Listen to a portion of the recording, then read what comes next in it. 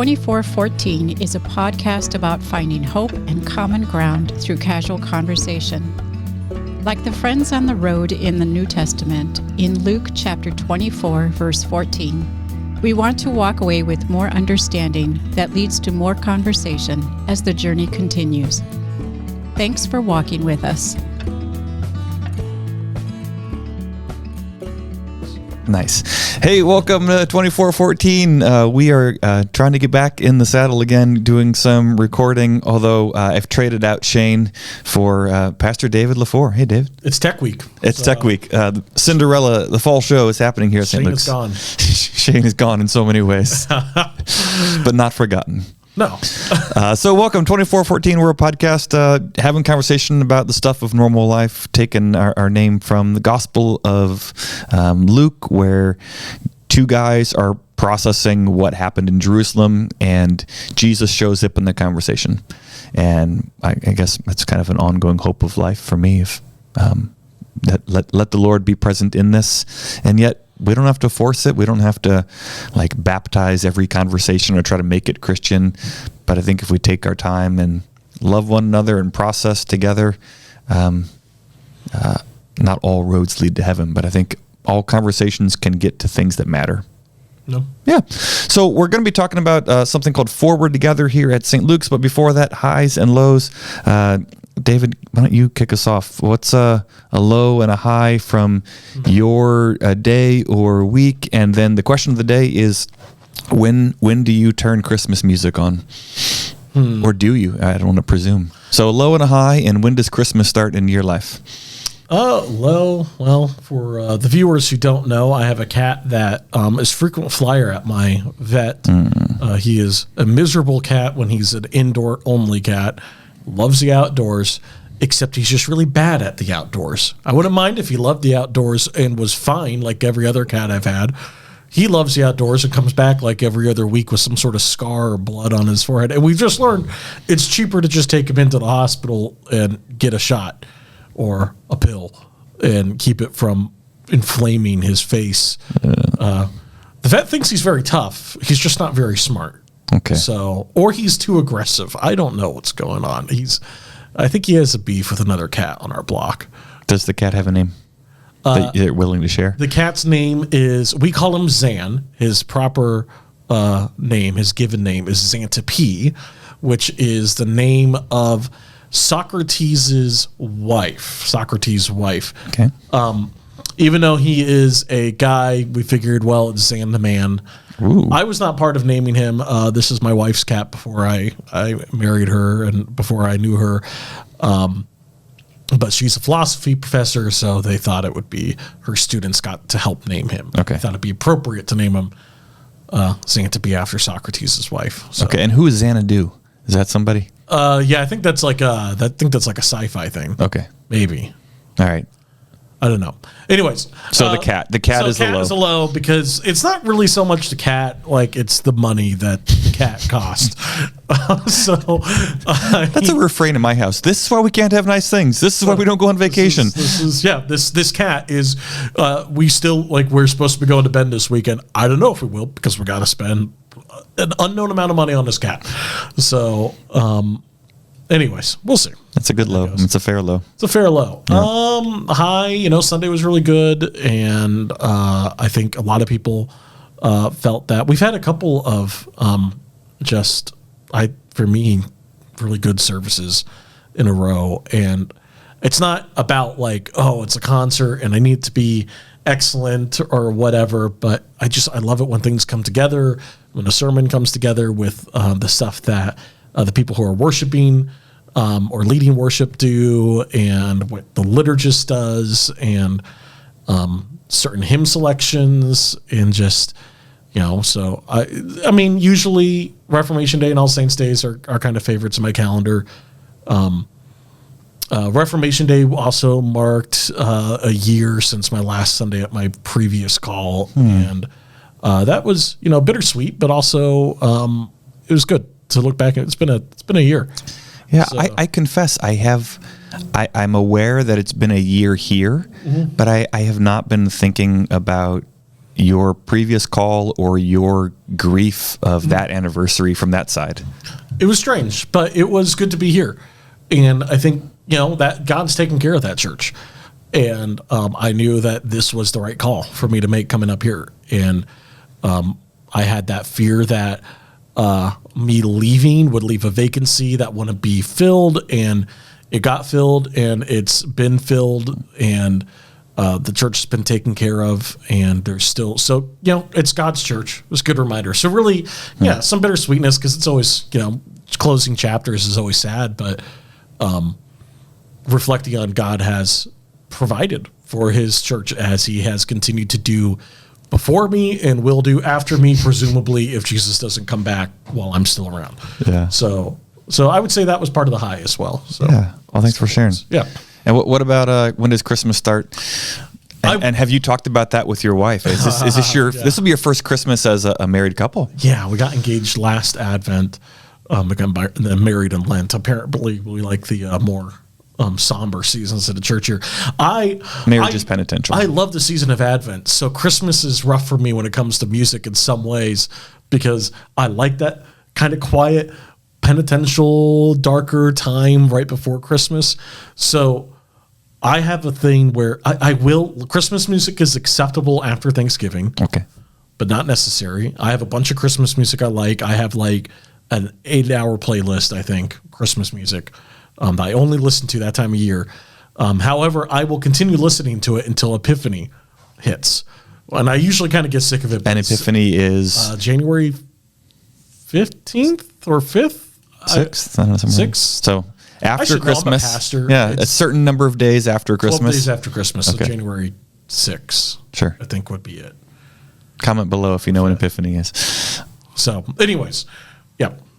So you prefer some of the Advent hymns and music. You'll tolerate Christmas music, but you're persevering through Epiphany. I want to actually enjoy Christmas when I'm supposed to enjoy it. And our culture sets up all the Christmas before Christmas Day, and then it's like gone Immediately. on the 26th. Yeah, you're dead to me. And I kind of love that it starts on the 25th or 24th, really, with Christmas Eve, and it goes through until the beginning of January. I find that to be more like, the holiday's not immediately gone. We get to linger in it a little bit. Right. So you do like turn your Christmas lights on not until Christmas Day and then through the entire season of Epiphany? I'm not that curmudgeon. Right. I turn it on pretty much December 1st. I'll turn on Christmas lights. All right. So, yeah. Cool. My life lows, highs. Low, it's dark. That time change came swiftly and with great force. So we set our clocks back an hour. Yep, this last weekend, which in the morning, I guess it's a little bit lighter, but I don't see or appreciate that. The impact isn't as great as the evening. It's like, it's 4:00. I should go to bed. Why stay awake anymore? Yep. The day is done. Yep. All is lost. Hope is over. So that I'm feeling that even, what are we, 2 days in, 3 days in? Hope is over. 3 days in. It is a rough time, but it was kind of nice on Sunday morning, not driving to work completely in the dark. Yeah. That was nice. That only lasts for another, it only gets darker for like another month. Every day it gets darker. But only for like another month. Only for another month. So that's my low. High, it is fun to run in the dark. So our cross country club that I run with, Federal Way Track Club, help coach. Coach is a generous word. I'm an adult who can keep up with some of the kids. Nice. So that's my job, is to keep them alive and reasonably together. So it's been raining and it's dark, so it makes practice really fun to see 30 kids in reflective gear and illuminating gear and headlights splashing through puddles, running in the rain. It's just like...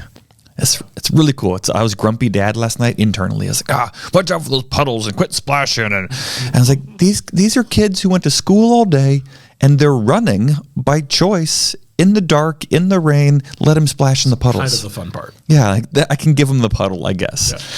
So that's running in the puddles or avoiding the puddles, but watching them splash. That puddles is a big part of life growing up is in the Northwest. I mean, it's a big part of life anywhere, but it feels significantly bigger part of life here in Western Washington. And there were legitimate quagmires last night, like ponds in the middle of this park. And so kids are trying to run and leap over it unsuccessfully, and they land in the middle. And it is saturating their shoes and one another. And so, the kids went home soaked. I'm like, yeah, sorry, I tried a little bit. Yeah. Christmas at my house, growing up, we would chop down the Christmas tree the day after Thanksgiving. In my adult life, I have not chopped down a Christmas tree. We have gone to Lowe's most years, and I am so mediocre at home repairs that when we were driving by Lowe's the other day, one of my kids said, "Oh, that's the place where we get our Christmas tree." Oh no! It's not like that's not the hardware store or we buy lumber or fix things. That's where we get our Christmas tree. That's not what Lowe's primarily is, right? But there you are. To the Weber children, So that says a lot about my parenting and my technical and handy skills. But yeah, the Thanksgiving Day, we'll have usually some sort of like a turkey trot 5K run in the morning, make some afternoon lunch or get ready for dinner, and I'll put Elf on. So I'll watch Will Ferrell as Elf. That sort of marks the turning of the seasons for me. We never had a specific day for Christmas tree, but Christmas Vacation was the movie that we watched. And putting that on, I don't know if my mom would want me to put that out there, but we used to watch that. It was a different time, people. That's back when parents didn't need to necessarily watch their children all the time. And I love that. I loved that movie as a kid. Yeah, Chevy Chase. Yeah. Oh my goodness. Yeah, it's So. Oh, cool. Well, the topic at hand is we are beginning a 3-week teaching series, kind of combined with an emphasis through the end of this calendar year that we're calling Forward Together. And I observed on Facebook today, just scrolling through, how many organizations, I think naturally and appropriately, have some kind of giving emphasis during this season. I think people are generous. The holidays feel good. For some people, there's tax motivation to get your charitable giving in before the end of the year. And this is a time here at St. Luke's where we think about finances, stewardship, giving, money, the budget, stewardship beyond finances in terms of time and volunteering and using the gifts that God has given to us and the abilities that we've developed. But sometimes I feel like we actually emphasize like time and talent almost as a way of avoiding treasure. Like I think those three to go together. God has entrusted to us. We have our time, our talents, and our treasure. And sometimes I think it's really important to talk about the varieties of ways of God has gifted us.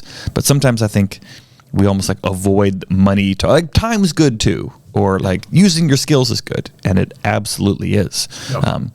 But there's also like a mortgage and utility bills and salaries. So I don't necessarily mind talking about money. That's certainly not the whole picture of stewardship. No, but it is. I think you're right. I think there was a reaction to maybe an overreaction to talk less about money, and in some ways it means it's almost become faux pas to talk about in church. Yeah, so I maybe if I could kind of punt it over to you for a second before we get to Forward Together and what that looks like for St. Luke's. As a pastor, what is it like to talk about money?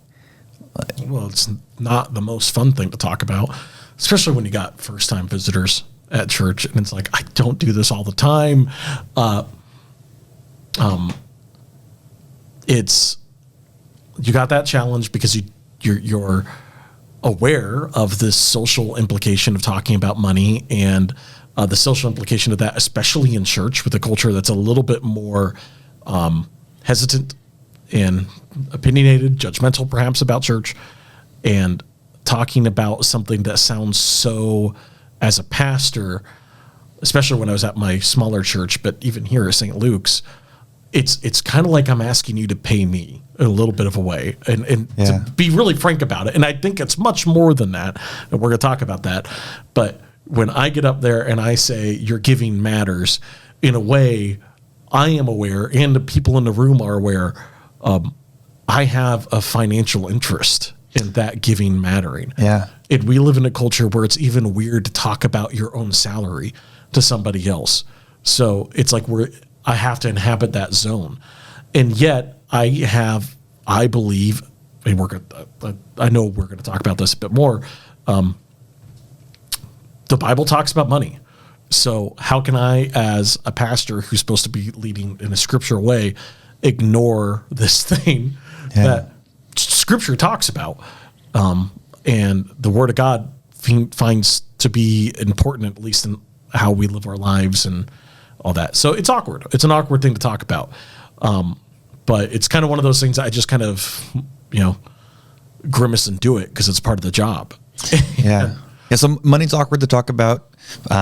Most people in their, I don't know, maybe not most, many people, I think, they don't talk about their salary. They don't talk about how much they spend on their mortgage or on certain things. Maybe on certain hobbies, they'll say, I put $2,000 into this, but in general, we're pretty quiet. Yeah, we're quiet about money. So it's a personal thing. I think scripturally, there's also something that's very intimate about money, that where your treasure is, there your heart will be also, or where your heart is, there your treasure will be. I forget which is which. So embarrassed. But Jesus talks probably about money as much as just about anything else he talks about. But he makes the case makes the assertion that your treasure and your heart go together. Yep. So when we talk about money, we're sort of putting a spotlight on what's most important to you, or what's like, hey, what's your God?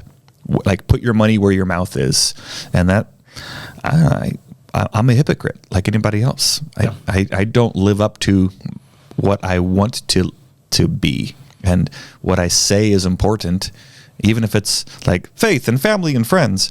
I think those are important to me, but even just looking at the clock this last week, how much time did I spend, exercising or developing my faith and loving my family and friends compared to scrolling, watching, going down some hole? Like my stewardship of my time reveals what's really important to me, and that's kind of convicting.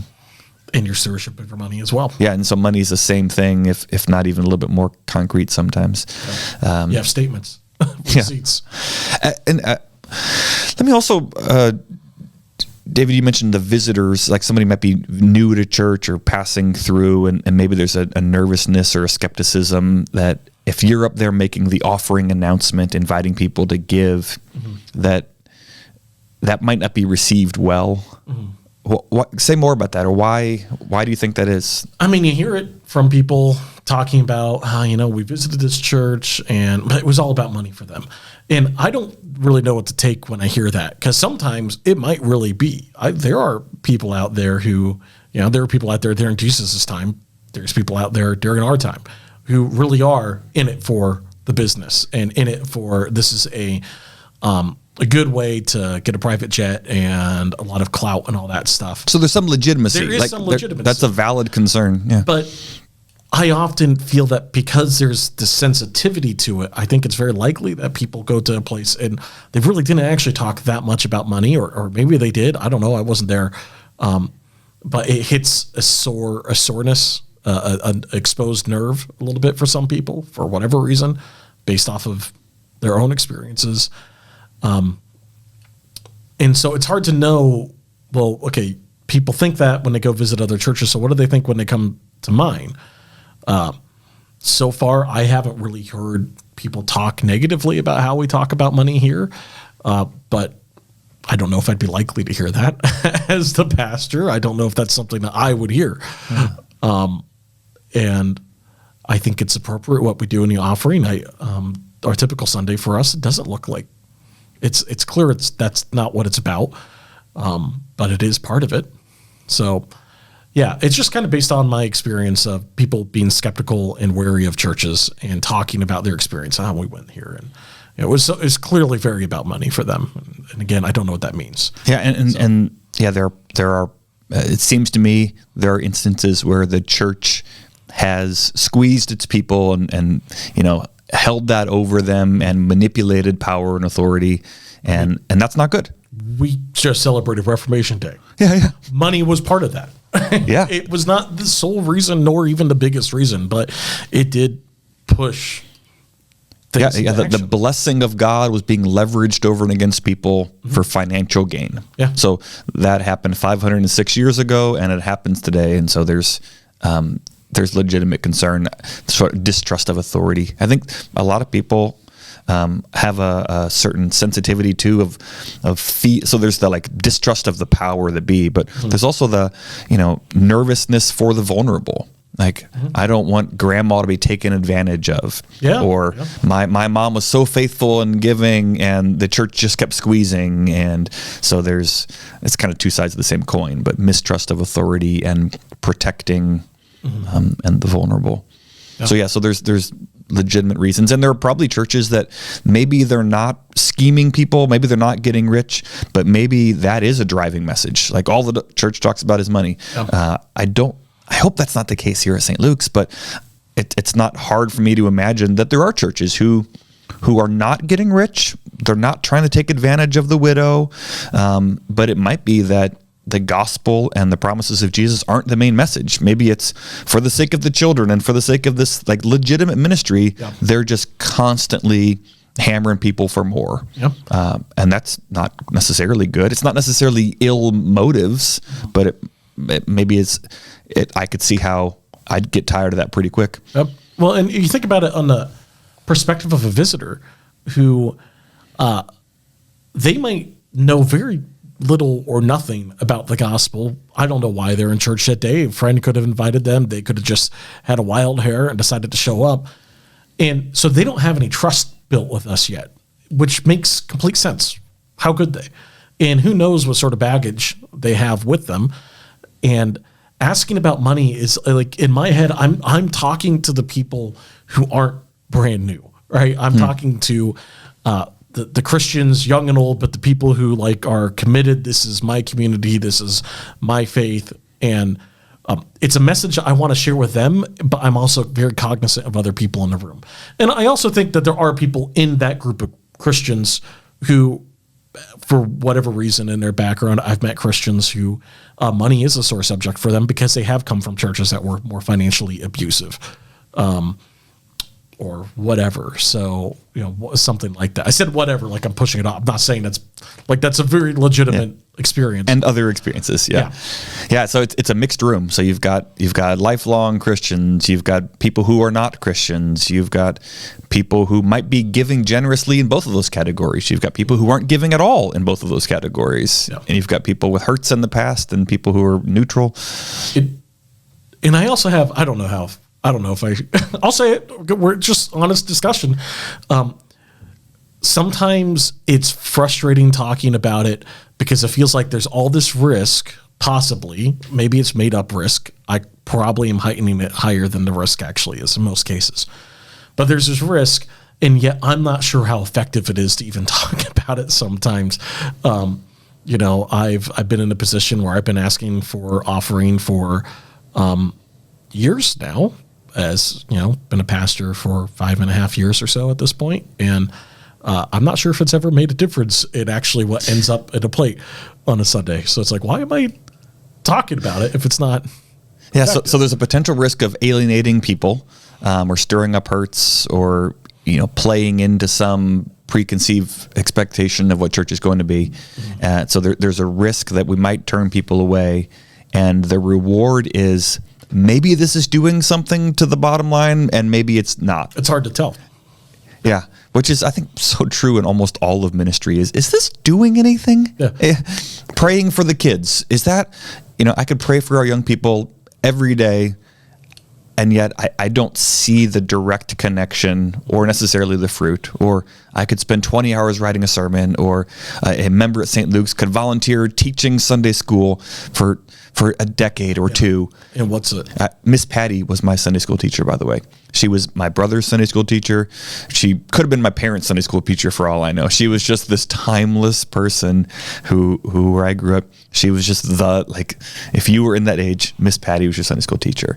And I don't know if Miss Patty ever got to see, these kids growing up into Christian homes, or teaching their children, or becoming church workers, or becoming volunteers at a Sunday school, somewhere else.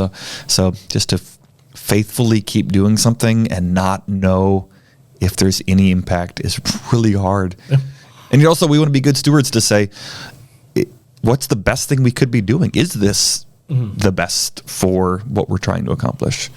So yeah, is a Sunday morning 60-second, 30-second, 2-minute talk on please give money, is that helpful? No. I don't know.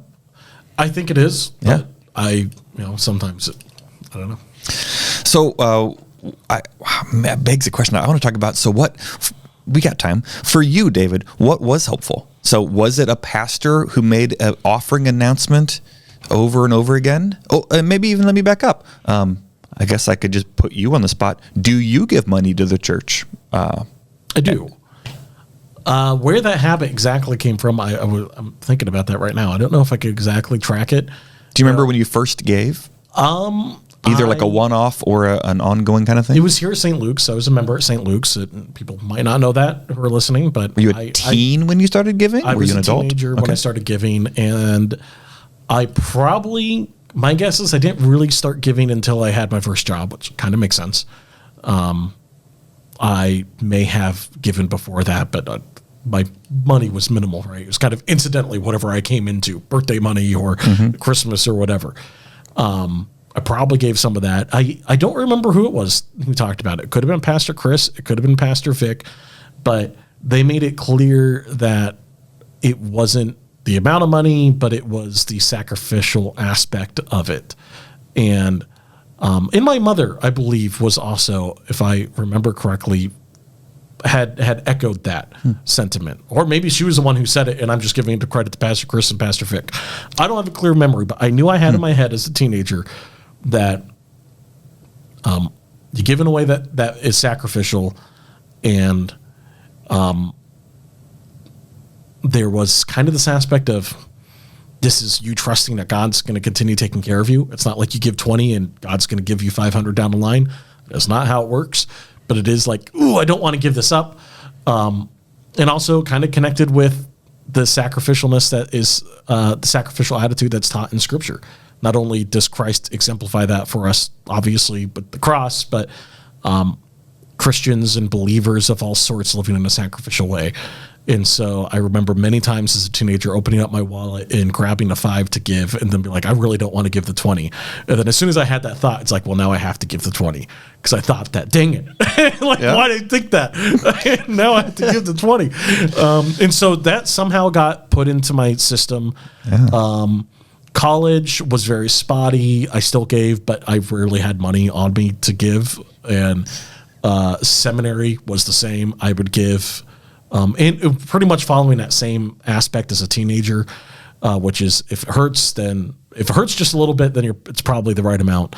And then once I became a pastor, my giving wasn't perfect at first. It was still random. That had less to do, honestly, with the desire and more to do with just I'm a very disorganized person. And a lot of my life was at that point completely like I had a lot of things to figure out. Eventually I did. And I found a good habit. I needed a habit.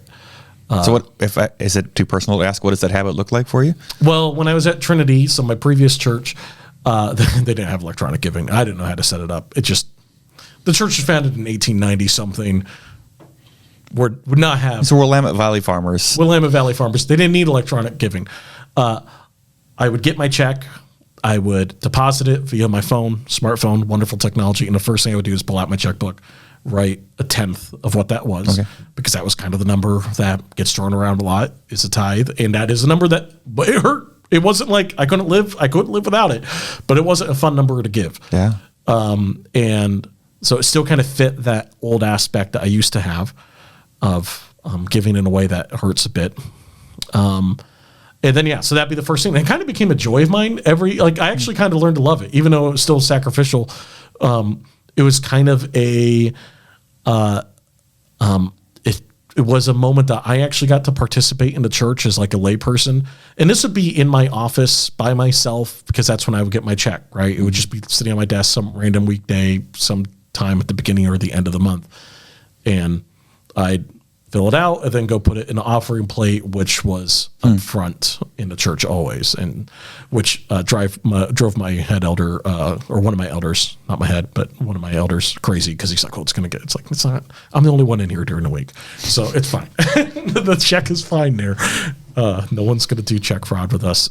So you said something like feel like a layperson. You got to be like a normal Christian and choose to exercise your faith in this way. Yeah, it was an act of worship for me, and it wasn't very like grand or prestigious, and it wasn't a lot of money. I was not making a lot of money. Yeah.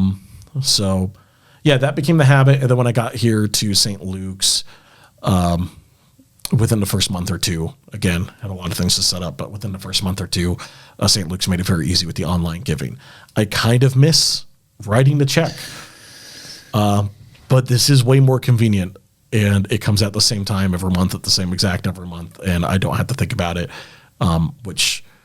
well, I do think about it when I look at my monthly budget, which I look at pretty much monthly, so it's still there. The feeling is still there, but I do kind of miss writing the check. Yeah, it's interesting how the means of giving is part of it, and which isn't surprising when I think theologically that God has just made us as embodied creatures actually in a real world that's not incidental to God's plan. We're real people. Yeah.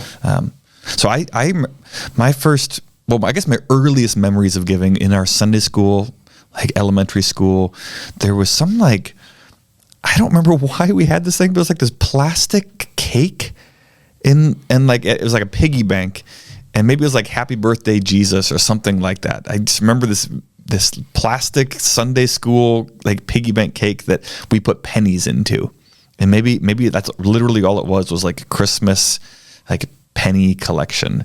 So that's my first memory is probably first, second grade. If anybody has a similar memory, I'd love to hear. If this was like a church-wide thing, like the mite box from the LWML. I don't know. Yeah, I have never heard of that. Okay, so we had some plastic cake piggy bank thingy, put pennies into, and then I took like a 12-year break, and I have no memories of anything after that until I was in high school. I was working at a Jewish deli. It's my first real job. That I like paid taxes on, real job. Like I don't think I ever gave an offering or any kind of contribution out of birthday money, Christmas money, lawn mowing money.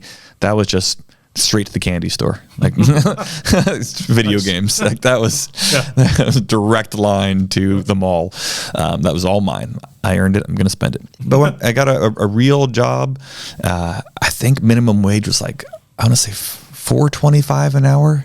It was not much. I'm not that old, but it was a different time. So I had a paycheck. And that's when I remember money feeling different when I would put a price tag on something and correlate that with how many hours I had to work. Like, oh, that quarter pounder meal at McDonald's is like an hour and a half of washing dishes. Like, I'm not sure that's worth it, or whatever. So I thought about money differently, but I would get cash. I was bussing tables, washing dishes, and I would share the tips. And I remember going home with cash and sometimes consolidating that stack of ones to a 5 or 10 or 20. And I remember we took an offering in our like Sunday morning high school group.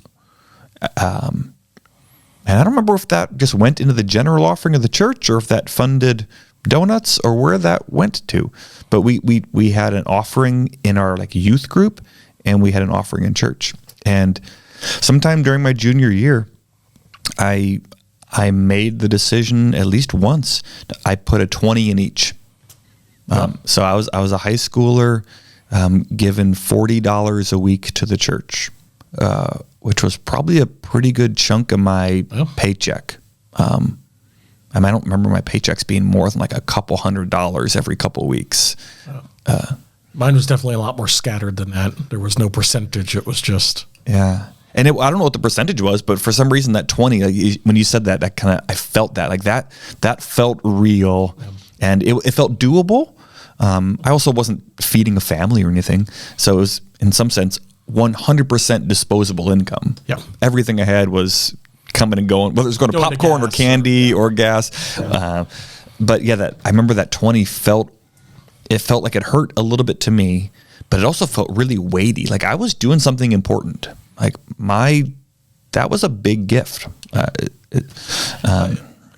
first job also asked me to essentially, they're like, would you like to donate a part of your paycheck to X, whatever charity Safeway helped run? That was my first job, was working at Safeway, the one down in Milton, if anyone knows.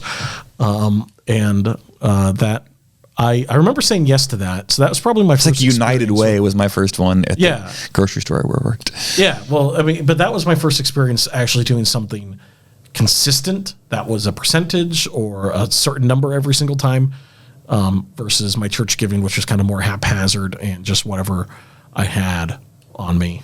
Was. And I tend to say no, by the way, at any place that asks for money. Oh, I do. So, like, do you want to round up? No.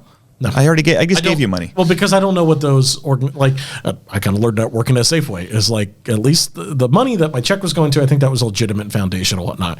But the money that they ask for you don't know where that's going, right? And how much of and I haven't taken the time to research it. It might be great. It might be great. Yeah. But so I remember that feeling of giving cash and feeling satisfied. Like I think probably partly I was really proud of myself too. Mm-hmm. My parents didn't know.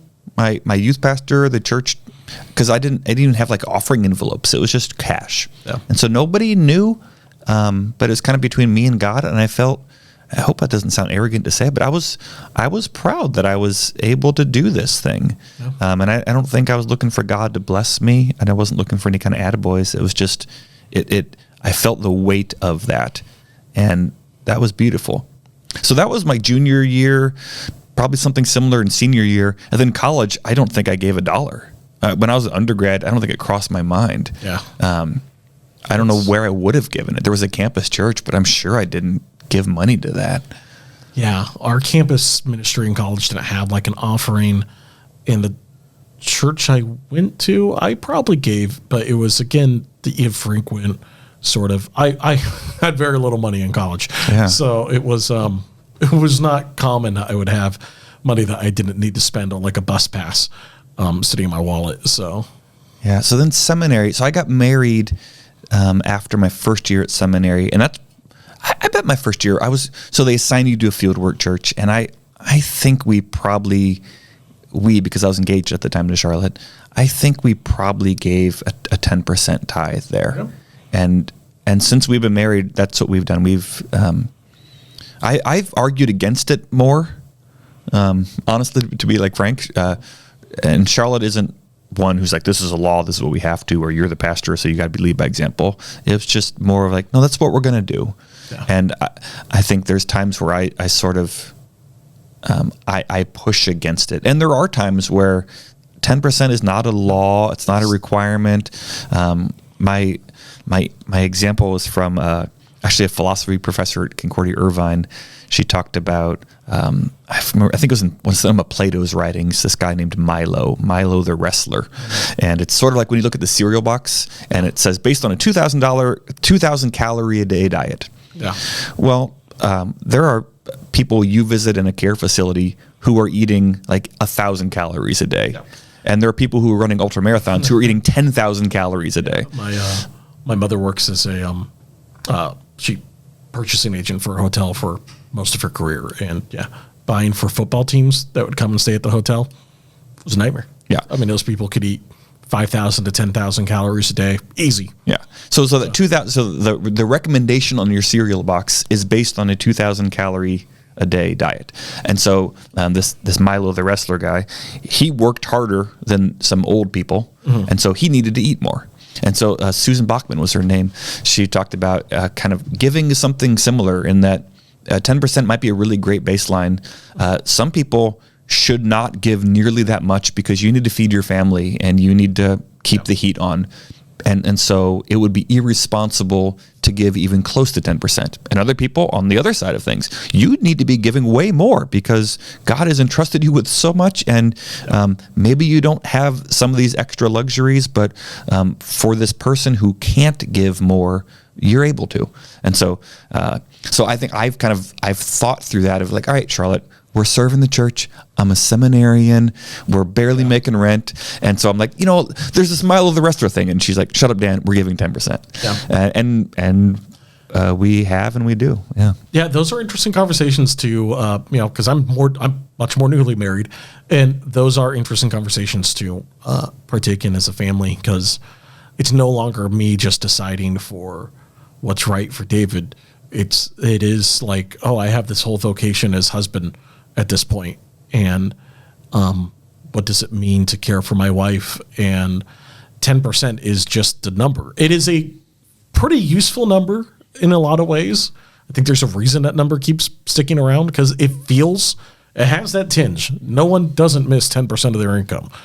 But it doesn't completely incapacitate you in most situations. But there might be someone out there who's getting out of debt and trying to care for their kids, trying to care for their family, and 10% would be frankly irresponsible and would cause problems that we as a church in most cases would go, can we help you with? Yeah. And it's like, actually, you can give a little bit less to us. I have an example actually of pastor. There was a pastor who came and visited our class seminary, and black pastor. I think he was out in Chicago, and very fascinating guy. Great to hear his stories. But he talked a lot about giving and a lot about money in the church. And he gave this example of a woman who knocks on the office door, and she has for him a cake that she baked. And I think it was his birthday, something like that. Very sweet. And then she mentions, as she's giving him this cake, well, my husband asked, oh, cake. He was excited. I said, nope, this is for pastor. And he was like, I told her, bring the cake home to your husband. And if you want to get me a cake, bake another cake. But you need to take care of your husband first, not me, because I don't want him resenting me or the church because you're not loving him in this way that he clearly would feel loved in. And so sometimes I think that, I think you talk about it as a way that it applies to tithing, which is with your people. He gave stories of when he asked for more and said, you need to give more. You're not giving in a generous way to the church. And then there was times like that where he said, you're giving too much. You need to focus on your home, your family first. And maybe that's worth just interjecting here. If you're part of St. Luke's, Pastor David and I don't see or know what anyone gives. No. That's not something we know, we want to know. So that's not something we act on. I think I go back and forth sometimes with what's the right choice on that. So there's a privacy, personal matter, and leave people's and their finances alone, and that's what we do. There's also something about, man, if their giving changes significantly one way or the other, something is probably going on in their life that might be of pastoral care. Whether they started giving out of nowhere, hey, something maybe there's something worth celebrating, or maybe they're afraid of God or trying to get out of guilt, and that's their tact. Or maybe they stopped giving and maybe they lost their job. Maybe they're mad at the youth pastor. Maybe they're gonna hold their tithe until we sing this song again, and they're people have all kinds of fickle habits, and each of those maybe is a spiritual concern that's worth addressing.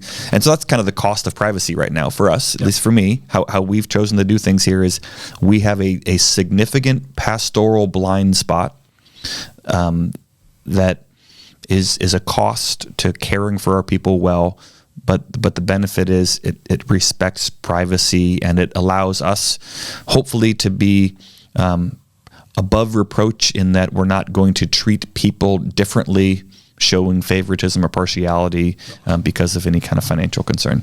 No, and I think that's the way that, at least in our corner of the church world, that's the way that most churches seem to operate. There's privacy. We know that there are givers, and it could be broken down by givers, but there's not names attached to that giver, that particular person. We don't know who it is. Just this person is given this much over this many years. Yep. So we can look at kind of anonymous reports of, how many households give, or what the average gifts are, how many households don't give. Yeah, but there's no names or personal data attached. Yeah. And with this guy, I'm not even sure, this is the story I mentioned, I'm not even sure if he knew specifically the tithing or anything like that to the church. It was more external stories about things happening.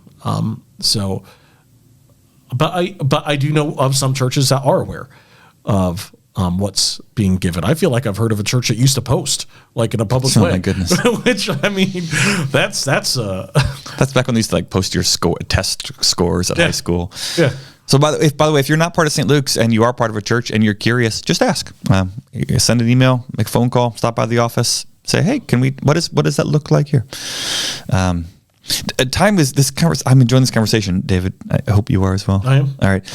I do want to talk about our Forward Together campaign for a minute here, or a few minutes, and I'll just kind of lay it out on the table for our listeners. And David, you can interrupt, clarify. So I'll just sit back. Just sit back. Yep. Yeah, scroll through some social media for a little bit. Zone out. But not the listener. No, yeah, listeners, please stick with me. I probably should have done this first, but this is a conversation, and we just go sort of see where they go. Yeah. So Forward Together is a 3-week teaching series about kind of who we are as a church, together as individuals, going forward to where God leads us. But what it looks like as kind of the financial component is starting this November and through the end of the calendar year, so about 7 or so weeks, we've got 2 goals. We want to raise $100,000 to reduce our mortgage principal, and we want to have 400 individuals participate in this. So looking forward to where we're going as a church, and paying off the debt we have for our building, and together emphasizing this isn't just trying to find 2 donors who can write a big check and be done with it, but we want 400 individuals to be a part of that. Yeah. So let me say a couple things about each of those numbers. $100,000 is a lot of money. For many people. For some, maybe that's a chunk, but it's not devastating. Our mortgage, we currently owe here at St. Luke's $1.5 million on our building and everything. And we are currently spending about $150,000 a year to pay that down, $70,000 towards interest, $80,000 to principal every year. So $1.5 million. So $100,000 directly to principal would be a big chunk to accelerate our payment, to get out from underneath this. Frankly, we would much rather use those monies for ministry things here besides sending them off to the people servicing our loan. So, and by the way, if we're able to reach $100,000, that will take off about, I think, $73,000 of interest over the life of our loan. So that's just money back. So that's the goal, $100,000. And together, we want to be in this together. So what I'm asking for people who are part of St. Luke's, if this is your home or you kind of pass through here, consider making a gift towards that. Whether that's $1 or $10 or $100 or $1,000 or $10,000, I want us to be part of this together. And so my wife Charlotte and I, we made our gift this morning through the app on our phone. It was just really easy to do, and the church will have the opportunity to have these little envelopes that says, my gift is enclosed, or I give a gift online. This is my first gift, or I'm making a kind of a further gift to the campaign. So I'm going to fill out an envelope that says, I made my gift and it was online. And my wife Charlotte is also going to fill out an envelope, because it's not just Dan as the head of the household made this decision, but my wife was part of that, and she's giving as well. And so we're in this together. And so I'm similarly going to ask each of my kids, do you want to give towards this? So they have their save, spend, and share jars. And I'm not going to set a number. I'm not going to require it, but I'm going to make it clear to them, you're part of the church. This isn't just the grown-ups church or the staff's church. This is your church. You are the people of God, and we are in this together. And so I want you to pray and think about what you might give towards this. And if they choose not to, that's okay. But I'm pretty hopeful. I think I'm pretty confident that they will. Whether maybe it's a dime, maybe it's a really hard-earned $10 bill. And I think that widow's mite story, there is something so profoundly true about when someone gives sacrificially, whether that's the 2 copper pennies or it's a $25,000 check, but a gift where you feel it, because this is my church and I care about what we're doing. So paying down the mortgage is kind of a lame sounding goal. Yeah. I just want to acknowledge that. Like, we talked about, you know what, we could raise money for air conditioning in the worship center. Or a comfort dog. Or a comfort dog. And there are really cool things I want to do ministry-wise, and I would love to have air conditioning. But we settled on mortgage. What do you think about that? Well, so I remember we were having a conversation in a staff meeting, or at least a ministry team meeting. So that would be myself, you, Brenda, Jan, and Shane. And we did talk about those other options. And I know you had to leave at one point. But we had been talking about mortgage, and we settled on that. At least my memory of the discussion, what I had brought up is that we are talking about giving in a sacrificial sense. And mortgage is like, it's not exciting, and it needs to happen. And I think it puts less in the way of what are we actually talking about, because it's not, this big fun thing that we're going to do, which I want to have fun. I want to do all these cool ministries and all that stuff. But this is a sacrifice we're making now for the benefit of the church in the future. We're not going to see the immediate fruits of this. We're not going to, the mortgage won't be paid off at the end of this. Right. It's still going to be a very large number, unless somebody out there, Paul Allen, might be listening in. I don't know. So, but seriously, if you're a listener and you want to make a significant dent in that, I would love to. We're happy to. Yeah, I will not be sad if for some reason that did happen. But at least from our expectations, we won't feel the benefit of that at this moment, but we will feel the sting of it a little bit. And that is a weird concept for like a giving campaign where you kind of want to be a little bit more excited, but I am excited about it. Yeah. Because this is something that we are doing together as a church. This is hard work, but we're going to make progress on it.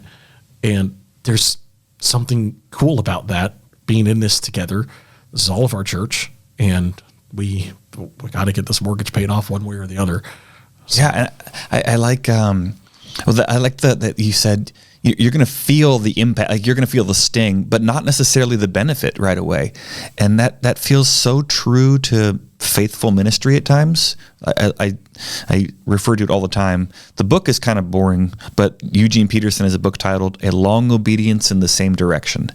And I think what a beautiful description of the Christian life, a long obedience in the same direction. Like we're faithfully staying the course, which is so true for loving your spouse or making your neighborhood better or raising your kids, that you so often don't feel the immediate benefits and you stay the course. Yeah. So that long-term sacrificial giving.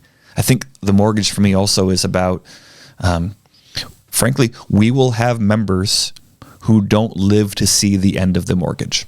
Yeah. And who knows, maybe some of our most generous people towards this campaign won't ever see the mortgage burning party that we're going to have. And what a great reminder of, it's not about me. It's not about you. We are looking forward. Mm-hmm. We're blessing people who we haven't even met yet. Yeah. I mean, it's the same. It's just, that's the church in a lot of ways. It's just the financial view of it. But I mean, you and I heard the gospel because somebody we never met told somebody else that we never met the gospel, and that eventually got to us somehow. The people that taught you the gospel and brought you into the faith, they didn't come up with the idea themselves. Somebody told them. Yeah. Somebody told whoever told them. Yeah, this anonymous passing on. Yeah, and that could have been hard won, or that could have been sacrificial in how that happened. And it happened, and here we are. And also, obviously, the mortgage is part of our facilities, and most people who are part of our church are actually here regularly, right? So they are benefiting from having a roof over their head and you know the facilities that we have. But I think the mortgage also, it almost takes it away from, I'm buying goods and services.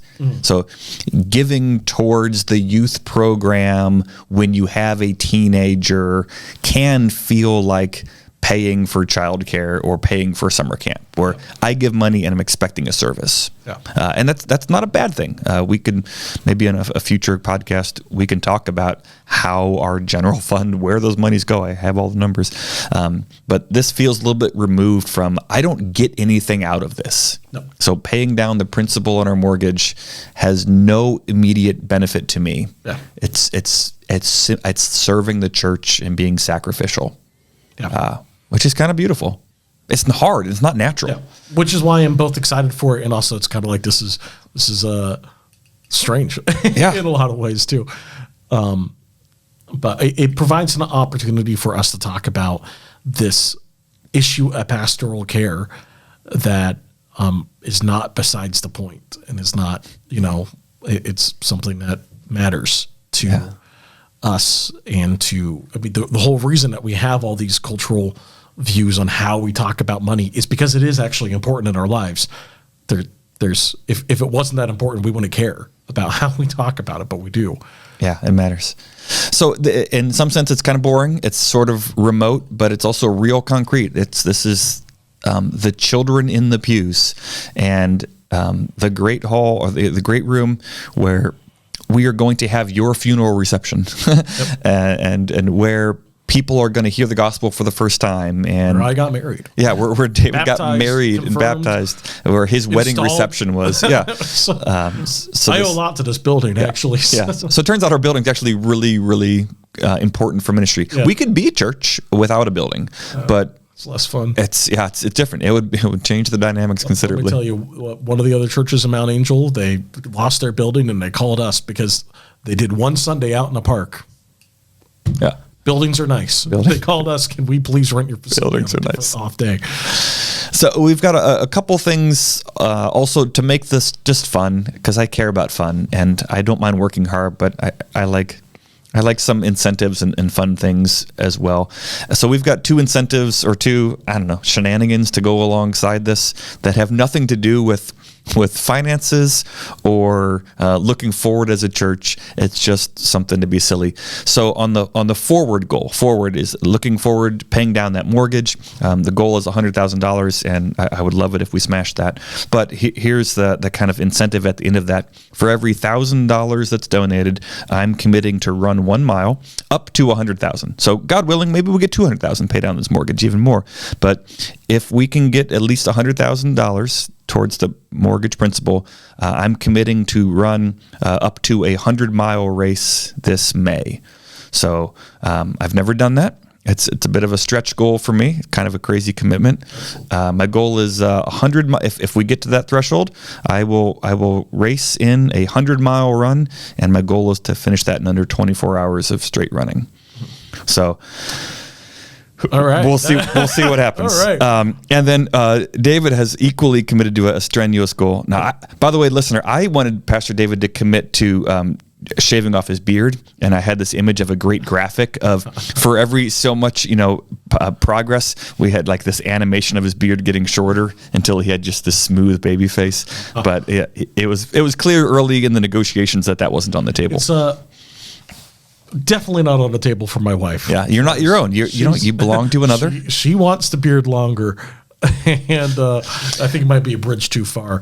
That's good. This is wisdom, your first year of marriage. But if you were here at St. Luke's or you watched online on Reformation Sunday, you noticed that Pastor David was wearing a Martin Luther costume, which was super fun. And it turns out, because of our theater program here at St. Luke's, it feels like rooms full of costumes. We have a lot of costumes. We've got a lot of costumes.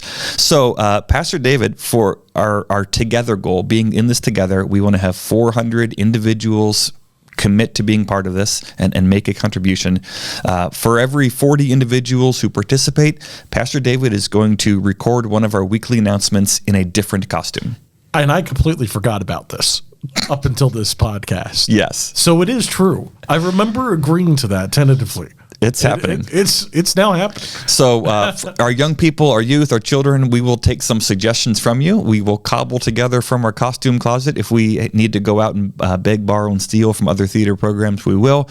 But for every 40 individuals who make a contribution and be part of our Forward Together campaign, Pastor David will present what is happening in the upcoming week at St. Luke's in a different costume, outfit, character.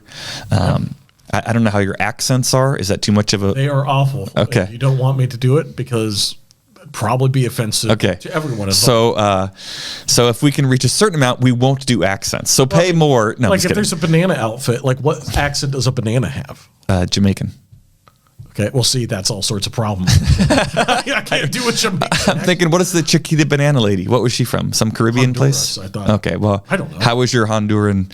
I don't know what that sounds like. Well, we've got some research to do. All right, it's getting ridiculous. Forward Together. We want to pay down an additional $100,000 to the mortgage with 400 different individuals saying, I'm going to be part of that. And I would love it if we go beyond each of those.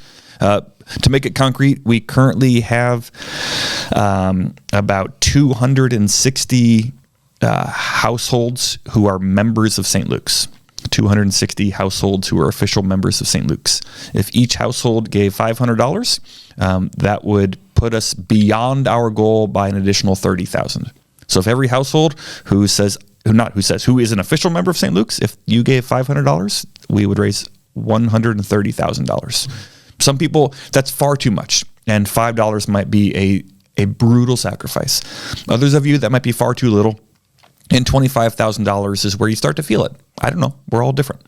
But that's just a benchmark to think about what it would take for St. Luke's to do this together. Yep. So starting this upcoming Sunday, we're going to have some conversation about who we are together, what it looks like to go forward. And the goal is to have this all wrapped up and celebrated by the end of this calendar year. Yep. So think about it, pray about it. Talk to your parents, kids, spouse, neighbors. You don't make it weird. Don't necessarily just ask people, hey, are you giving, or what are you giving, or how much are you giving? But maybe it would be appropriate to say, hey, have you thought about participating in this? I don't think it's at all boastful to say we're participating in this because it's important. And maybe if we often have friends and peers who maybe live in a similar comfort level to us, same neighborhood, same house, same vacation. I don't think it's inappropriate in some of those safe settings with a close friend to say, hey, this isn't to be boastful, but if this is encouragement to you, we've prayed about it and we've chosen to do this. Yeah. If that's not where your friendship is, I think it's still totally appropriate to say, my wife and I talked about it, and we're going to be part of this Forward Together thing. And so we made a one-time gift, and I hope you'd consider it too. Yeah. So thanks for the conversation. Think about it. Pray about it. We'll have some more conversation.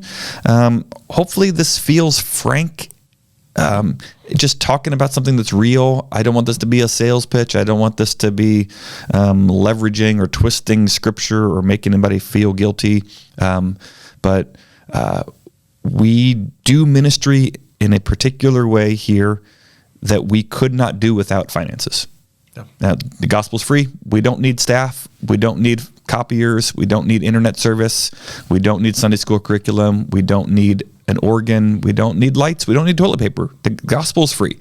But the ways that we've come to be a congregation, I think thoughtfully and prayerfully and wisely, to say, you know what, I think we can do really good ministry if we have a youth pastor.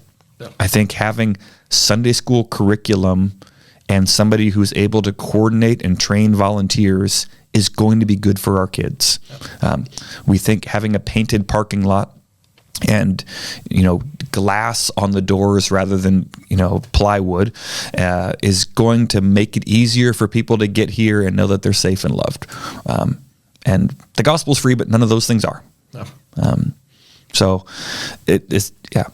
It is weird talking about money. Yeah. But it's part of how this congregation and most congregations have decided we're going to be able to do the best ministry. And we can be creative and do it differently if we need to.